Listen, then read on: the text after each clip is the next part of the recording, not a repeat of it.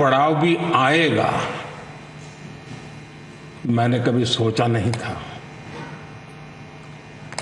निर्वाचित प्रधानमंत्री के रूप में निरंतर सबसे लंबी अवधि तक सेवा करने का अवसर, इसे मैं अपना परम सौभाग्य मानता हूं। आपने इस अवसर पर मुझे सम्मानित किया, इतना मान दिया, इसके लिए मैं आप सभी का बहुत बहुत आभारी हूं। साथियों, इतने लंबे समय तक मां भारती की सेवा का सौभाग्य मिलना, ये ईश्वर की विशेष कृपा से ही संभव हो सकता है। और मेरे लिए तो जनता जनार्दन ही ईश्वर का रूप है। और इसलिए मैंने इस सेवा कार्य को हमेशा एक साधना के रूप में ही देखा है। और ये साधना भी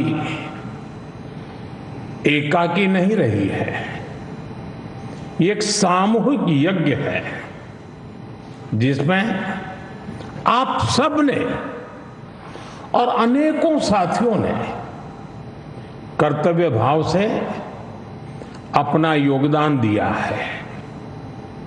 मैं आज इस यात्रा के ऐसे सभी साथियों के प्रति भी अपना आभार प्रकट करता हूं।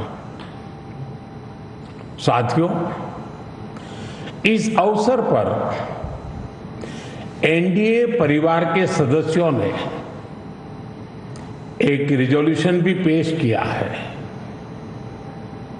ये आप सबकी आत्मीयता और उदारता है, क्योंकि मैं इस यात्रा को अपनी व्यक्तिगत उपलब्धि नहीं मानता हूं।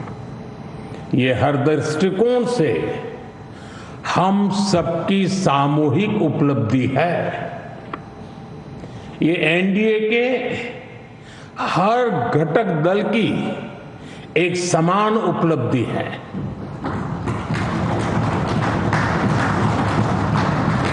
इसलिए मैं इस प्रस्ताव को आप सभी को भाजपा समेत हमारे एनडीए परिवार के सभी कार्यकर्ताओं को समर्पित करता हूं।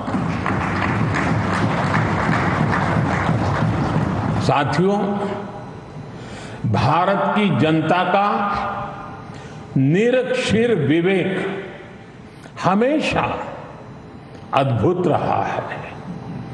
देश की जनता ने राष्ट्रीय स्तर पर राजनीतिक स्थिरता का महत्व समझा है। ये जनता जनार्दन की परिपक्वता ही है कि उसने लंबे समय तक मुझे इस तरह जनता की सेवा का अवसर दिया। 2014 के पहले के कई दशक बहुत अस्थिरता और उथल-पुथल से भरे हुए थे। इसका देश को बहुत नुकसान भी उठाना पड़ा। लेकिन अब देश की जनता एक स्थिर सरकार का काम भी देख रही है और उसकी निर्णायक क्षमताओं की प्रशंसक भी है।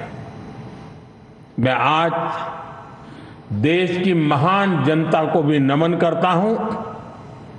जनता जनार्दन का आभार व्यक्त करता हूं।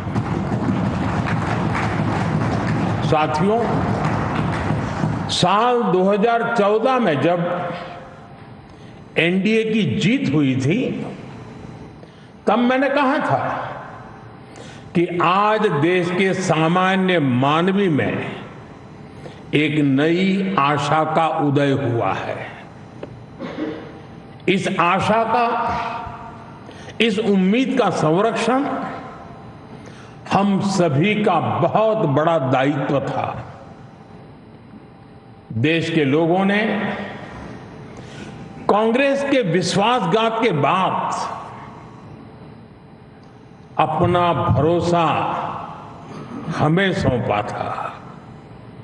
मुझे आज संतोष है, गर्व है कि एनडीए परिवार के तौर पर हमने देश के विश्वास को हमेशा और मजबूत किया है।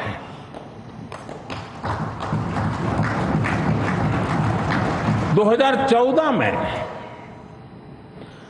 आशा का उदय होता सूरज आज नए आत्मविश्वास के प्रकाश पुंज में बदल गया है।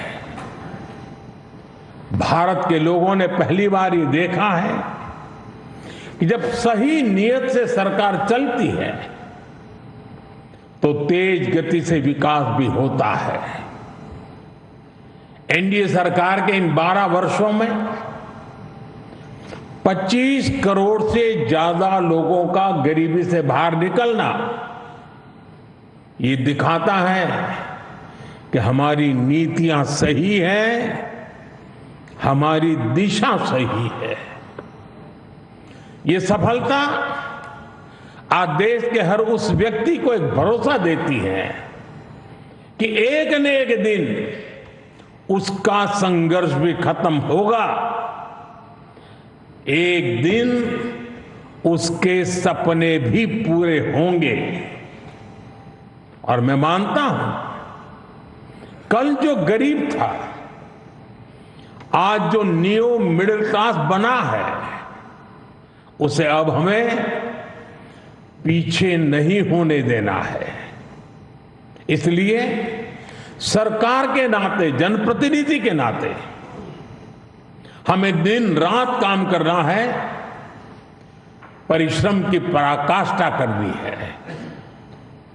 और इस संकल्प के साथ कि 140 करोड़ का ये देश हमसे जो उम्मीदें लगाए बैठा है वो जरूर पूरी हो।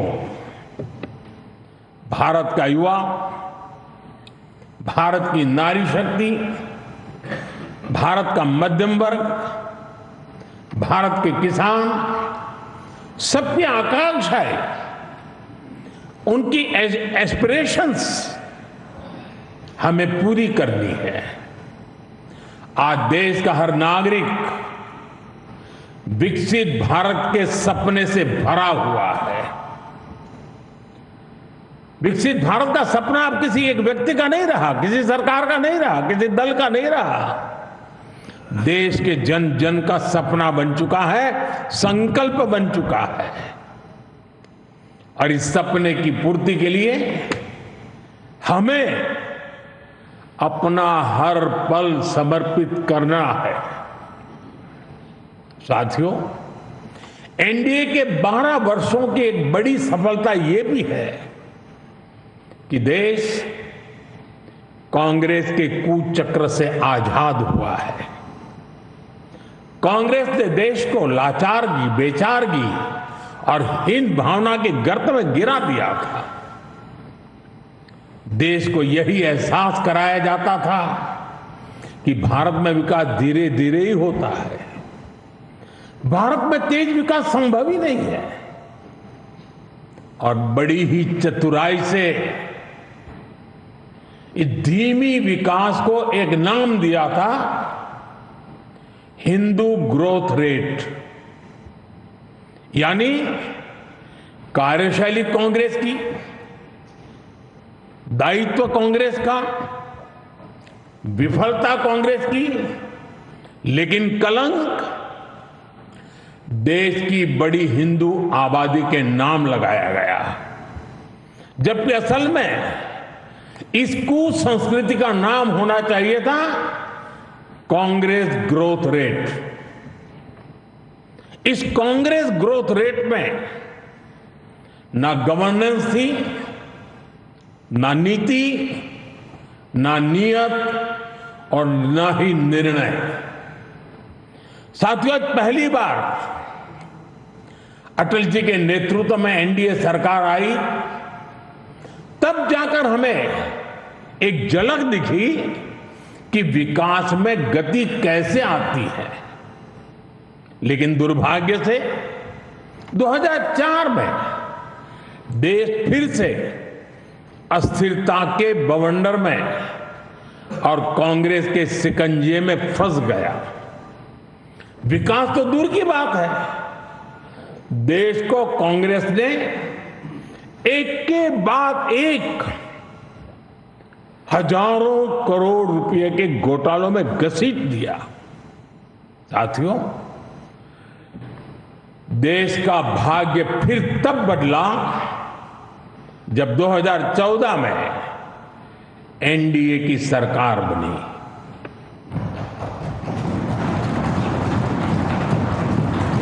देश ने देखा कि जब नियत, नीति और निर्णय तीनों एक साथ काम करते हैं तो विकास की गति कैसी होती है। देश ने देखा कि जो काम दशकों में होते थे वो काम महीनों में होने लगे। 2014 में 74 एयरपोर्ट से 2026 में 160 से अधिक एयरपोर्ट तक, 2014 में 1000 किलोमीटर एक्सप्रेसवे से 2026 में 6700 किलोमीटर एक्सप्रेसवे तक, 2014 में सिर्फ 5 शहरों में मेट्रो से 2026 में 20 से ज्यादा शहरों में मेट्रो तक, 2014 में 700 करोड़ रुपए डिफेंस एक्सपोर्ट से 2026 में 23,000 करोड़ रुपए के डिफेंस एक्सपोर्ट तक। देश ने बहुत लंबी यात्रा तय की है। साथियों, 2014 में देश में केवल 25 करोड़ इंटरनेट यूजर थे। आज 100 करोड़ से अधिक यूजर इंटरनेट से जुड़े हैं। 2014 में डिजिटल पेमेंट्स ना के बराबर थे। आज भारत डिजिटल ट्रांजैक्शन में नंबर 1 देश है। 2014 में भारत अपनी जरूरत का ज्यादातर मोबाइल बाहर से मंगाता था। आज भारत 33 करोड़ से अधिक मोबाइल हैंडसेट खुद बनाता है। 2014 में सोलर क्षमता केवल 2.5 गीगावाट थी। आज यह 150 गीगावाट से अधिक है। 2014 में एथेनॉल ब्लेंडिंग केवल 1.5% था। आज यह 20% तक पहुंच चुकी है। 2014 में देश की एक भी सेमीकंडक्टर यूनिट नहीं थी। आज देश में बन रही 10 से ज्यादा सेमीकंडक्टर यूनिट्स भारत को आधुनिकता की तरफ ले जा रही है। साथियों, हमने देश की जरूरतों को अपनी नीतियों और निर्णयों का आधार बनाया। नई सोच से नए फैसले लिए। हमने युवाओं के लिए स्किल डेवलपमेंट मिनिस्ट्री बनाई। सहकारी क्षेत्र को मजबूती देने के लिए अलग कोऑपरेटिव मिनिस्ट्री बनाई। हमारे मछुआरे भाई बहनों के लिए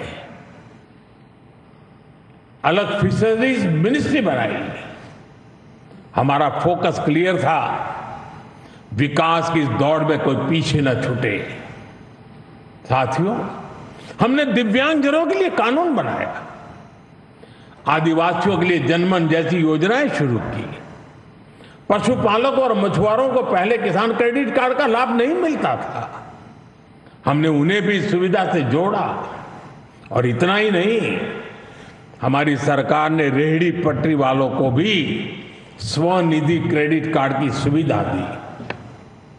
साथियों, सवाल यह है कि अगर 12 साल में इतना कुछ हो सकता है तो फिर दशकों तक क्यों नहीं हुआ। ये कांग्रेस ग्रोथ रेट और एनडीए ग्रोथ रेट का अंतर है। एक व्यवस्था लोगों को इंतजार कराती थी, आज की व्यवस्था परिणाम दिखाती है।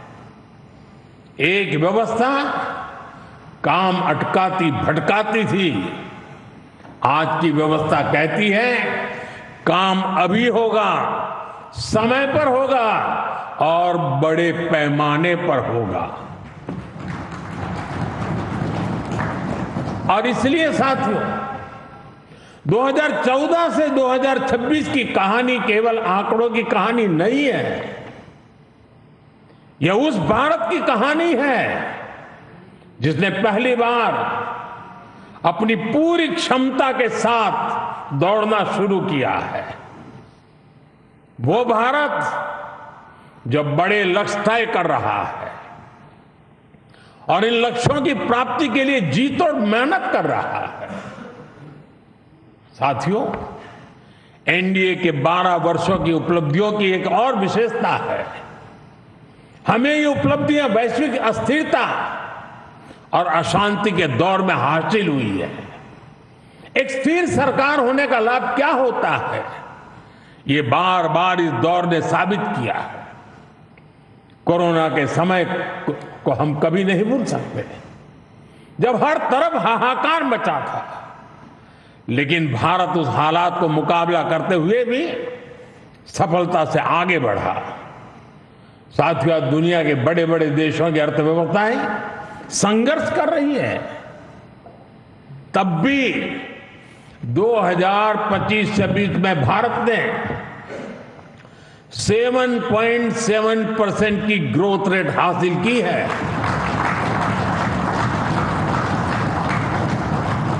और पिछला क्वार्टर तो जो 31 मार्च को खत्म हुआ, उसमें भी भारत की ग्रोथ 7.8% रही है।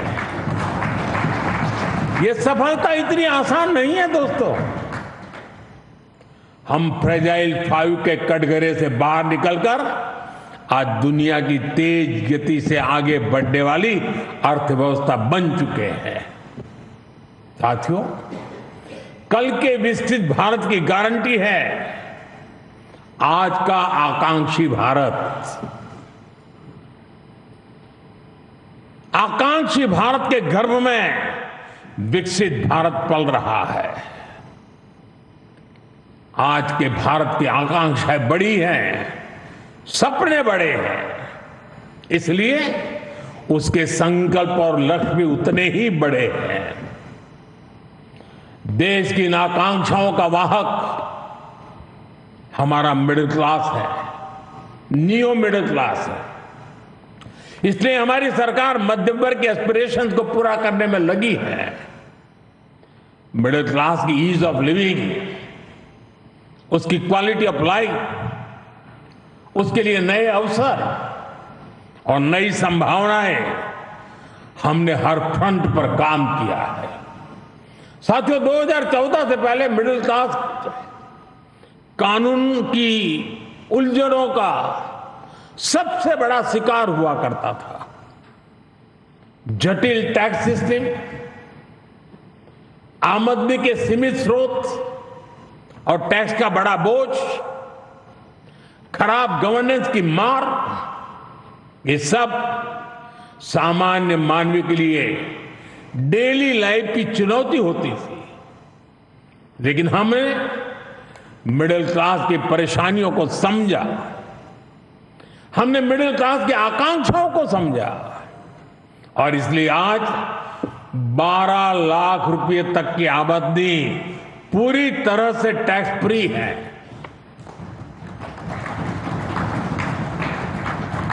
आज देश में सरल और फेसलेस टैक्स सिस्टम है। अच्छे इंफ्रास्ट्रक्चर से उनका जीवन आसान हुआ है। साथियों, बीते 12 वर्षों में मिडिल क्लास परिवार के बच्चों के लिए हर क्षेत्र में नए अवसर बने हैं। मध्यम वर्ग के घर का सपना पूरा हो सके, सरकार इसमें भी मदद कर रही है। घर में इलाज के खर्च का बोझ कम हो, इसके लिए आयुष्मान भारत योजना में बिना आय सीमा के बुजुर्गों को भी शामिल किया गया है। जीएसटी रिफॉर्म का भी बहुत बड़ा लाभ देश के मध्यम वर्ग को हुआ है। उसके लिए हेल्थ इंश्योरेंस सस्ता हुआ है। उसके सपनों से जुड़ी चीजें सस्ती हुई है। इन प्रयासों का परिणाम है कि आज देश का मिडिल क्लास अनिश्चितताओं से मुक्त हो रहा है। वो भरपूर आत्मविश्वास के साथ देश की विकास यात्रा को गति दे रहा है। साथियों, हमारे लिए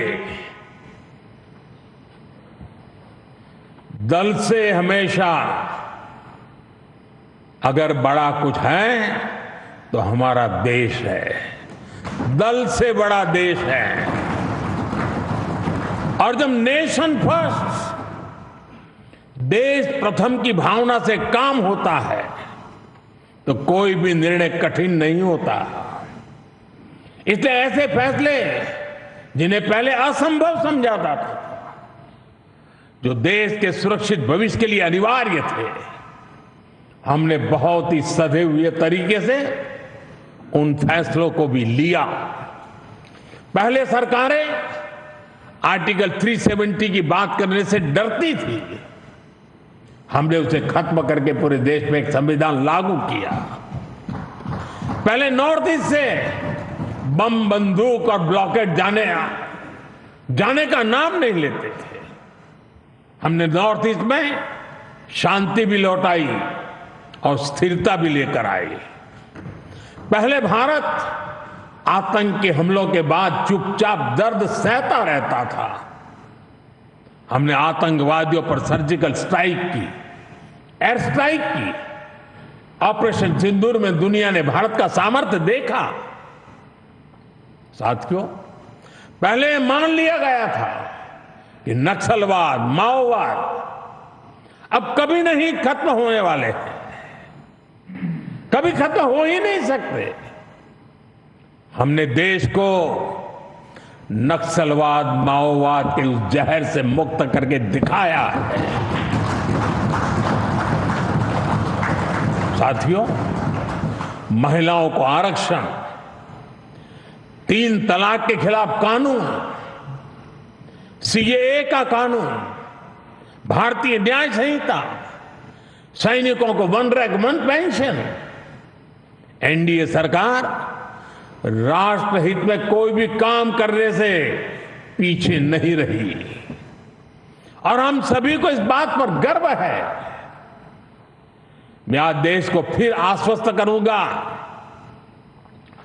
देश हित के बड़े फैसलों का ये सिलसिला और भी तेज होगा, तेज गति से आगे बढ़ेगा।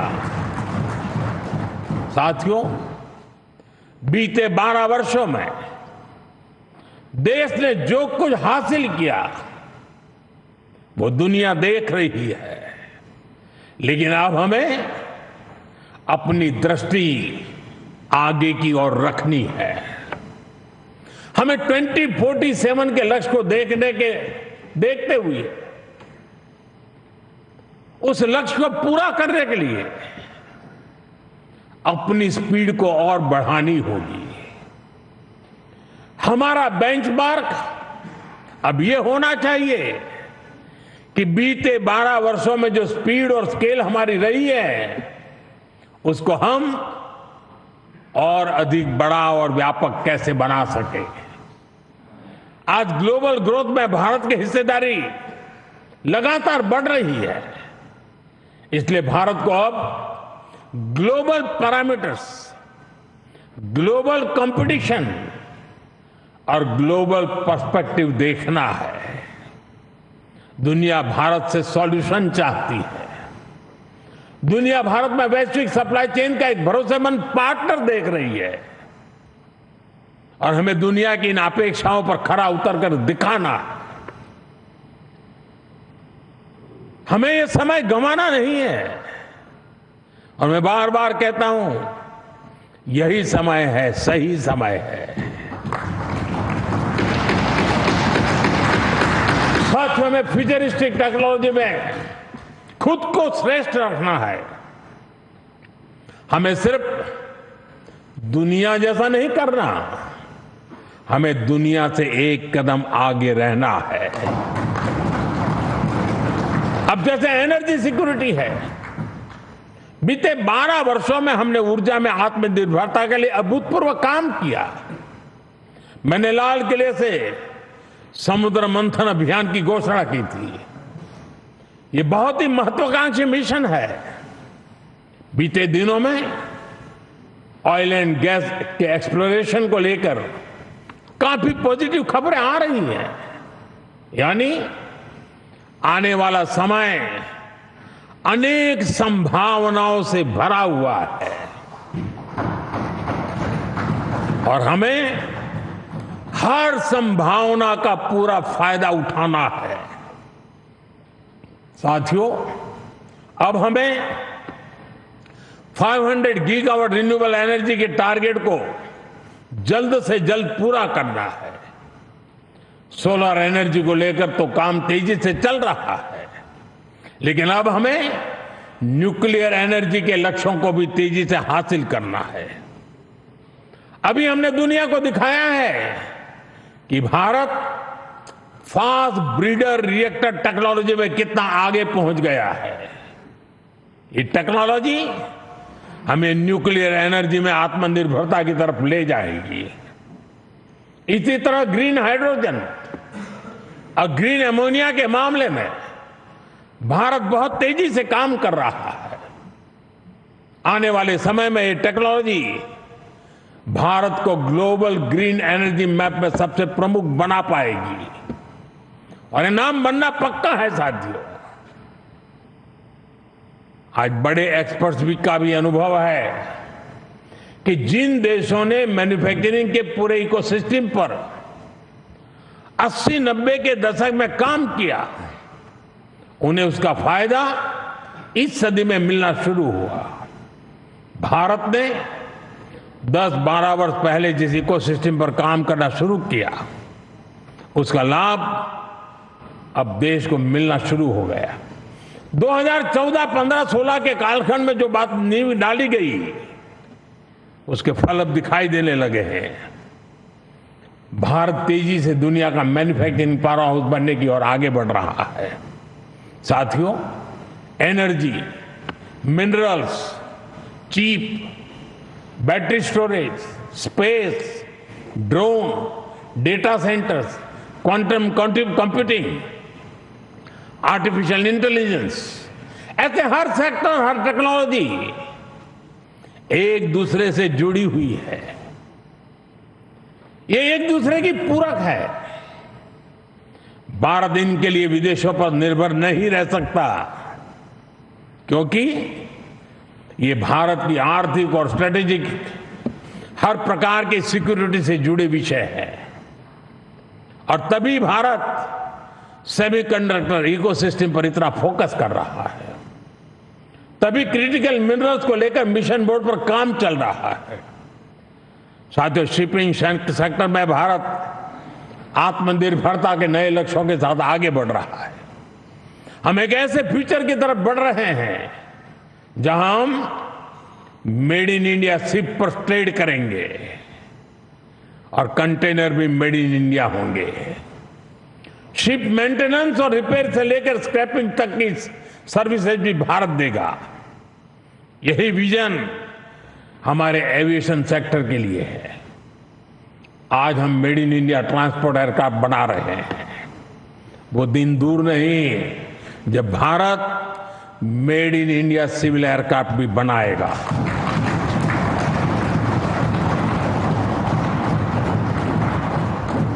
देशवासी मेड इन इंडिया विमान में ही यात्रा करेंगे, वो दिन मैं देख रहा हूं दोस्तों। साथियों, ये सदी टेक्नोलॉजी की है, डेटा की है। आज विश्व के सबसे बड़े और आधुनिक डेटा सेंटर्स भारत में बन रहे हैं। यही भारत की ग्लोबल सप्लाई और वैल्यू चेन का मजबूत पिलर बनाएगी। हमने यूपीआई के माध्यम से दुनिया को दिखाया है कि भारत कम से कम और कम से कम समय में टेक्नोलॉजी का इतना विस्तार कर सकता है। हमने दिखाया है कि हमारे युवाओं का सामर्थ्य क्या है। अब एआई, डीप टेक और एडवांस टेक्नोलॉजी में हमारे युवा नया दमखम दिखाने के इरादे से आगे बढ़ रहे हैं। साथियों, आने वाले समय में 2 और सेक्टर्स में भारत का सामर्थ्य पूरी दुनिया देखेगी। ये सेक्टर है टूरिज्म और स्पोर्ट्स। ये दोनों भारत की इकोनॉमी के मजबूत पिलर बनेंगे। विशेष रूप से कॉन्फ्रेंस, एग्जीबिशन और कॉन्सर्ट के मामले में भारत एक ग्लोबल डेस्टिनेशन बनने के लिए अब पूरी तरह सज रहा है। आधुनिक इंफ्रास्ट्रक्चर से सेक्टर को बहुत पुश मिलेगा और स्पोर्ट्स में तो भारत के युवा कमाल का प्रदर्शन कर रहे हैं और हर दिन उनकी परफॉर्मेंस निखरती जा रही है। भारत दुनिया की बिगेस्ट स्पोर्ट्स लीग की धरती बनता जा रहा है। आने वाले सालों में हमारी ये खाती और बुलंद होगी। ओलंपिक्स के लिए हमारी तैयारियां भी भारत की एस्पिरेशन का ही प्रतिबिंब है। हमें छोटा नहीं सोचना है, हमें लक्ष्य ऊंचे रखने हैं और उन्हें प्राप्त करने के लिए पूरी ताकत लगा देनी है। साथियों, आज भारत रिफॉर्म एक्सप्रेस पर सवार होकर तेजी से आगे बढ़ रहा है। हमारे लिए रिफॉर्म कोई कंपल्सन नहीं है, रिफॉर्म हमारा कन्विक्शन है।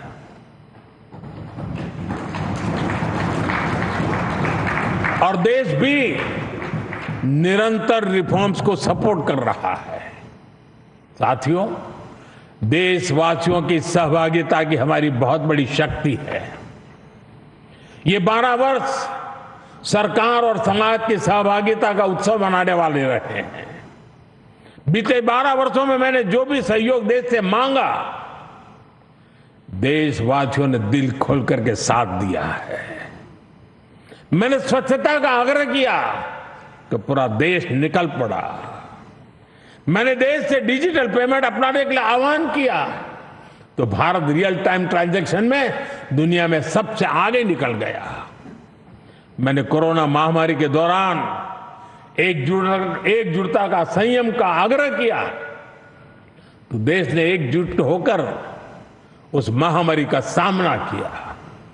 जनता ने कभी हमें निराश नहीं किया।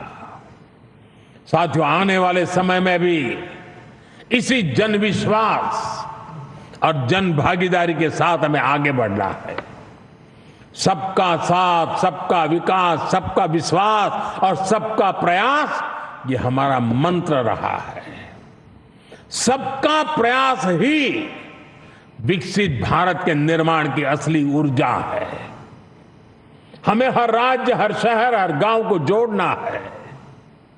अब समय आ गया है कि राज्यों के बीच नई प्रकार की तंदुरुस्त स्पर्धा, स्वस्थ स्पर्धा हो। स्पर्धा इस बात की हो कि कौन सा राज्य सबसे तेजी से $1 ट्रिलियन इकोनॉमी बनता है। स्पर्धा इस बात की हो कि कौन सा शहर इनोवेशन का सबसे बड़ा केंद्र बनता है।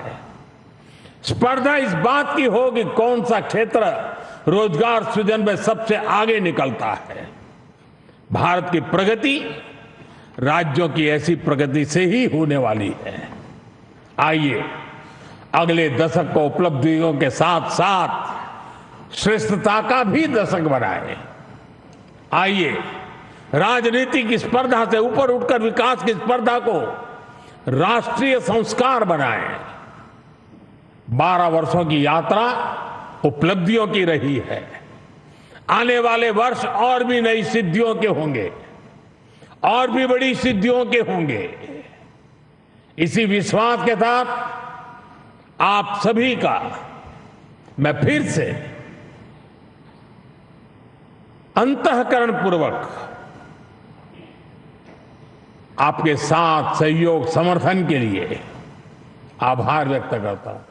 मैं सर झुका करके देश के कोटि कोटि नागरिकों को नमन करता हूं।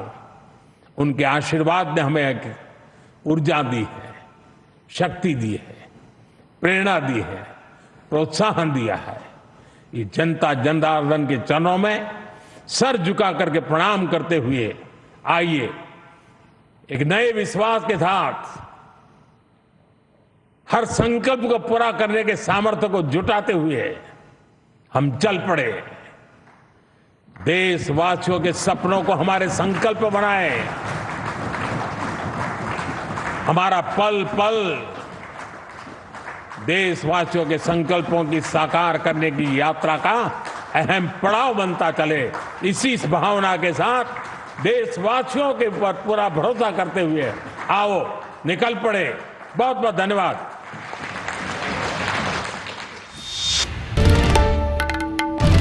বাংলার আওয়াজ, বাঙালির আবেগ, জি 24 ঘন্টা।